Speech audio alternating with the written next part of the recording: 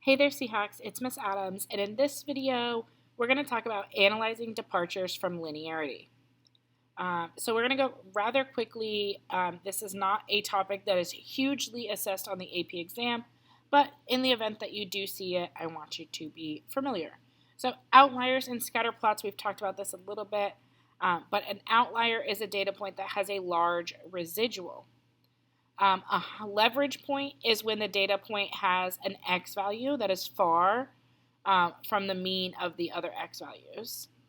And then an influential point is when omitting a data point, that data value from the regression analysis gives a very different model. Okay, so it changes the slope drastically.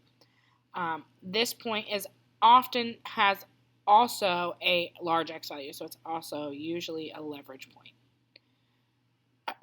A lurking variable. So a lurking variable is a hidden variable that can explain both the explanatory and response variables. So the more firemen that you have in a house, the more damage that you have in the house. Do firemen cause damage to the house? Okay, so there may be a lurking variable, right? So something that is a hidden variable. So this may be, the lurking variable may be the size and severity of the fire. The worse the fire, the more firemen will be present. So the more firemen it will take to put out that fire. Okay. Methods of achieving linearity. So we have our standard linear regression. So that would have no transformation. And then this is using like the older format with B sub O and B sub 1. But it's really A and B, right? So B sub O is A and B sub 1 is just B. So in the format that we use now. So y equals a plus bx, and my predicted value, so y hat equals a plus bx. Same format, we wouldn't change anything. An exponential regression, so if I'm doing exponential model, I'm going to do the log of my y values. All right, and so when I'm trying to find that predicted value, when I want to like, what would x be or what would y be when x is whatever, you're going to have to undo the log by doing base 10. You could also, instead of using log, you can always use natural log. So to undo the natural log, it's e to the x. In your calculator, for the most part, to undo something, it's second in that same button. So the opposite of log is a base 10 to the x. So if you do second and then press log again, it does the inverse operation. The quadratic model, you would do the square root of your y's. A reciprocal model, you would do 1 over your y's. The logarithmic model, you would do the log of your x values. And the power model, you would do log of both the x and the y. Typically, it's exponential or power. Those are the most common, where it's the log of your y's or the log of both your x and your y's. Most of the time for this, you're not going to be coming up with what transformation is best. But these are definitely the ones you want to kind of try if you had to. But you do have to be able to plug the number into the equation, into that transformed equation, to get the predicted value. That's really what might show up on maybe a multiple choice question. Where should you start? So start with the exponential or power model, again, because those are the most common. So exponential, you would do the log or natural log of your y's. Power model, you would do the log or natural log of both the x and the y. Traditionally, these are two types of transformations that the AP exam has used, and you can substitute log for natural log. All right, so steps to transforming. So transforming the data set to enhance linearity is a multi-step trial and error process.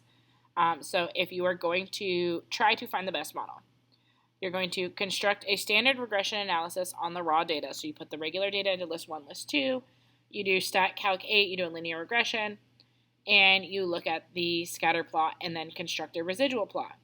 If the plot pattern is random, then you don't need to transform your data. If the plot pattern is not random, so there is a pattern or a curve in your residual plot, then you're going to look at your r-squared value, the coefficient of determination. And if that is low, then you're going to start to do some transformations. You could choose some of the transformation methods from the table. Transform the independent variable, the dependent variable, or both. Construct a regression analysis using the transformed variables. compute the coefficient of determination r squared based on the transformed variables. If the transformed r squared is greater than the raw score r squared, the transformation was probably successful. It at least improved it a little bit. If not, try a different transformation model. Construct the residual plot. Okay, so you're kind of trying it out. So maybe you take the log of your y values and then you do a linear regression model with the log of y's and x's. And you look at the residual plot. You look at r squared. Did those improve? If not, try doing the log of both your x and your y's. Look at r squared. Look at the residual plot. Did those improve that time? All right. So here's an example, modeling with exponential growth. So this data comes from an exponential growth curve, right? We know that this is following an exponential growth. So I could do the raw data into list 1 and list 2. Then in list 3, I can say I want to do the natural log. So for my x's, I would do the natural log of list 1. And so you know how when you highlight to get rid of list 1, you go up and highlight list 1. You would go up and highlight list 3, and then you would enter in the rule ln of list 1. So ln second 1, and then hit enter, and it'll take the natural log of everything you have in list 1. Then you can go over and highlight the top of list 4, and you can do ln of list 2, because that's where your original y values are, and it'll take the natural log of all of your y values. Then you can run the regression with using list 3 and list 4 instead of using list 1 and list 2, and you will see that it transforms it into a more linear model. Now I can use it to make predictions. Your calculator also has the functionality to do a linear regression. So when we did StatCalc 8, 8 was for a linear regression. There are quadratic regressions and exponential regressions in your calculator.